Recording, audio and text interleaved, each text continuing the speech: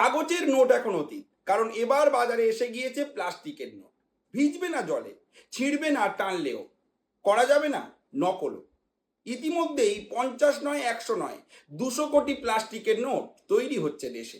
খরচ পড়ছে কাগজের নোটের তুলনায় প্রায় 15 গুণ বেশি। তাই তো প্রশ্ন উঠছে, হঠাৎ করে 15 গুণ বেশি টাকা খরচ করে কেন প্লাস্টিকের নোট আনা হচ্ছে দেশে? প্রশ্ন উঠছে, কি এমন আছে এই প্লাস্টিকের নোটে যে 15 গুণ বেশি টাকা খরচ পড়ছে? প্রশ্ন উঠছে আরো একটা, সেটা হলো, তবে কি ফের দেশে হতে চলেছে নোটবন্দি? বাতিল হয়ে যেতে পারে সমস্ত কাগজের নোট? আজকের এই ভিডিওতে আমরা এই সমস্ত প্রশ্নের উত্তর এক এক করে তুলে ধরবো আপনাদের সামনে। জানিয়ে দেব কেন এই প্লাস্টিকের নোট আমাদের দেশে আনা হচ্ছে, কেনই বা এত টাকা বেশি খরচ পড়ছে, কি কি ফিচার্স রয়েছে এই নোটে। তাই এই ভিডিওটি অবশ্যই ধৈর্য ধরে শেষ পর্যন্ত দেখতে ভুলবেন না। চলুন শুরু করা যাক। দিনটা ছিল 27শে জুলাই। কেন্দ্রীয় অর্থ প্রতিমন্ত্রী পঙ্কজ চৌধুরী তিনি স্বীকার করে নেন, এবার আমাদের দেশে আসছে প্লাস্টিকের নোট, অর্থাৎ পলিমারের নোট। রিজার্ভ ব্যাংক অফ ইন্ডিয়ার তরফ থেকে কেন্দ্রীয় সরকারের কাছে আবেদন জানানো হয় যে তারা প্লাস্টিক নোটের ফিল্ড টেস্ট করতে চায়, এবং সেই টেস্টে অনুমোদন দিয়ে দিয়েছে কেন্দ্রীয় সরকার। জানা যাচ্ছে 200 কোটি 10 টাকার ও 20 টাকার নোট খুব শীঘ্রই বাজারে আসতে চলেছে ফিল্ড টেস্ট করার জন্য। তবে যে কাগজের নোট আমরা এখন ব্যবহার করি সেই নোট কিন্তু বাতিল হবে না, এটাও জানিয়ে দিয়েছেন কেন্দ্রীয় অর্থ প্রতিমন্ত্রী। অর্থাৎ ভয় পাওয়ার কোনো দরকার নেই, কাগজের নোট বাতিল হচ্ছে না কোনো ধরনের কোনো নোটবন্দি। এবার আমরা জানার চেষ্টা করব, এই যে প্লাস্টিকের নোট আনছে ভারত, এটা কি বিশ্বের মধ্যে প্রথম কোনো দেশ হিসাবে ভারত এটা আনছে? উত্তরটা কিন্তু না, একেবারেই না। সালটা ছিল 1988। অস্ট্রেলিয়া প্রথমবার সারা বিশ্বের মধ্যে প্লাস্টিকের নোট চালু করে। এরপর অস্ট্রেলিয়ার দেখা দেখি কানাডা এবং ইউনাইটেড কিংডম তারাও প্লাস্টিকের নোট আনে। এরপর আরও একাধিক দেশ প্লাস্টিকের নোট চালু করেছে, এবং এই সমস্ত দেশ প্লাস্টিকের নোট ব্যবহার করার পর বলছে এই নোট নাকি অনেক বেশি দিন চলে, এই নোটের আয়ু অনেক বেশি। অনেকেই বলছে এই নোট জাল করা অনেক কঠিন, প্রায় ন্যায়ের সমান। আর তৃতীয়ত, দীর্ঘমেয়াদে যে সমস্ত দেশ প্লাস্টিকের নোট চালু করেছে তাদের নাকি খরচ অনেক কমে যায়। অর্থাৎ একাধিক সুবিধা রয়েছে এই নোটের।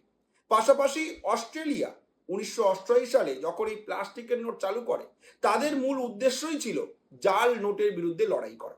অর্থাৎ প্লাস্টিক নোটের কিন্তু একাধিক সুবিধা রয়েছে, সেটা আমরা জানতে পারলাম। এবার একটা প্রশ্ন উঠে আসে, সেটা হলো 1988 সালে প্লাস্টিকের নোট প্রথমবার চালু হয়, এবং যখন এতগুলো দেশ এই নোট ব্যবহার করা শুরু করে দিয়েছে, সেখানে ভারত কেন এখনো পর্যন্ত এই পদক্ষেপ নেয়নি? এখানেও একটা মজার উত্তর রয়েছে, সেটা হলো নিয়েছিল, তবে সফল হয়নি। সালটা ছিল 2009। রিজার্ভ ব্যাংক অফ ইন্ডিয়ার তরফ থেকে তৎকালীন কংগ্রেস সরকারকে ফিল্ড টেস্ট করার জন্য আবেদন করা হয়েছিল যে আমরা প্লাস্টিকের নোট ফিল্ড টেস্ট করতে চাই। 2012 সালে তৎকালীন প্রধানমন্ত্রী ডক্টর মনমোহন সিং তিনি অনুমোদন দিয়েছিলেন যে হ্যাঁ, ফিল্ড টেস্ট করা হোক, কিন্তু তারপরে এই টেস্টের আর কোনো প্রমাণ পাওয়া যায়নি। কি হলো এই টেস্টের, কি রিপোর্ট হলো, কি হয়েছিল, কিছুই জানা যায়নি। অনেকে বলেন যে তখন নাকি প্রযুক্তি ঠিক মতো ছিল না, তাই এই টেস্ট সম্পূর্ণ করা যায়নি। কিন্তু টিল নাও এই রিপোর্ট এখনো জানা যায়নি যে কি হলো সেই টেস্টের। আমরা 2026 সালে আবার দাঁড়িয়ে আছি, এবং ফের একবার রিজার্ভ ব্যাংক অফ ইন্ডিয়া প্লাস্টিকের নোটের ফিল্ড টেস্ট করার জন্য তৈরি। এবার আমরা জানাবো এই ফিল্ড টেস্ট সম্পর্কে কিছু কথা। যেমন 10 টাকার 100 কোটি নোট এবং 20 টাকার 100 কোটি নোট, অর্থাৎ মোট 200 কোটি নোট বাজারে আনা হচ্ছে। আর এই 200 কোটি নোট তৈরি করার জন্য খরচ পড়ছে প্রায় 3000 কোটি টাকা। অর্থাৎ হিসাব করলে দেখা যায় প্রতিটা নোট তৈরি করতে 15 টাকা খরচা পড়ছে। কিন্তু বাস্তবে আমরা যে কাগজের নোট ব্যবহার করি, সেই কাগজের একটা 10 টাকার নোট তৈরি করতে খরচা পড়ে 1 টাকা। অর্থাৎ নতুন যে প্লাস্টিকের 10 টাকার নোট, সেটা তৈরি করতে কিন্তু প্রায় 15 গুণ বেশি টাকা খরচ হচ্ছে। এমনকি আরবিআই রিপোর্ট বলছে গত 10 বছরে ভারতে 26,000 কোটি নোট তৈরি হয়েছে, আর সেক্ষেত্রে খরচ পড়েছে 5,200 কোটি টাকা। অর্থাৎ প্রতি নোট পিছু গড়ে 2 টাকা করে খরচা পড়েছে। অর্থাৎ একটা কথা পরিষ্কার, কাগজের নোটের তুলনায় প্লাস্টিকের নোট তৈরি করতে খরচ কিন্তু বেশি পড়ে। সেটা হতে পারে কোনো নোটের ক্ষেত্রে 7 গুণ বেশি, কোনো নোটের ক্ষেত্রে আবার 15 গুণ বেশি। কিন্তু প্লাস্টিকের নোট তৈরিতে খরচ বেশি পড়ে। কিন্তু এবার প্রশ্নটা ওঠে, যদি খরচ এত বেশি পড়ে তাহলে এই নোট কেন আনা হচ্ছে? এখানেই রয়েছে এর সুবিধার দিকগুলো। ভারতের একাধিক বিশেষজ্ঞ বলছেন এই নোট টেকসই নাকি অনেক বেশি। বর্তমানে আমরা যে কাগজের নোট ব্যবহার করি সেই নোট কিন্তু আপনি দেখবেন জলে ভিজে গেলে কিংবা বৃষ্টিতে ভিজে গেলে কিংবা অনেক হাত ফেরি হওয়ার ফলে নোংরা হয়ে যায়, টানলে ছিঁড়ে যায়, নোটটা একদম পাতলা হয়ে যায়। কিন্তু বলা হচ্ছে এই প্লাস্টিকের নোট জলে ভেজে না, টানলেও ছেড়ে না এবং এমনকি নোংরাও হয় না। বিশেষ করে এক্সপার্টরা বলছে এই যে প্লাস্টিকের নোট এর আয়ু নাকি কাগজের নোটের তুলনায় 2.5 গুণ বেশি দিন। অর্থাৎ কোনো কাগজের নোট যদি 10 বছর চলে তাহলে একটা প্লাস্টিকের নোট 25 বছর পর্যন্ত চলবে। এমনকি আপনাদের একটা হিসাব দিয়ে দেবো যে আমাদের দেশে এই কাগজের নোটের জন্য কত টাকা খরচ হয়। রিপোর্ট বলছে 50 লক্ষ কোটি টাকার সমমূল্যের পুরানো নোট নষ্ট হয়ে গিয়েছে, বাতিল হয়ে গিয়েছে। গত অর্থবর্ষে অর্থাৎ 1 বছরে 2400 কোটি নষ্ট হয়ে যাওয়া নোট বাজার থেকে তুলে নিতে হয়েছে।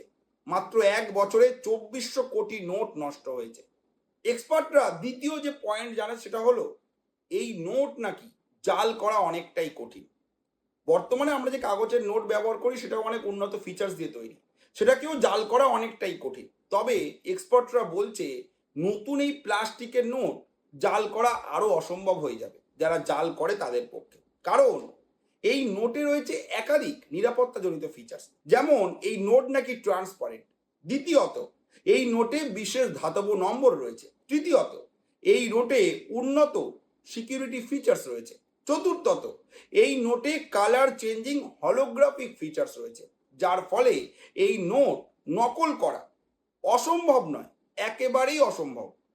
তবে আরো একটা প্রশ্ন এখানে ওঠে, সেটা হলো তবে কি একেবারেই নকল করতে পারবে না?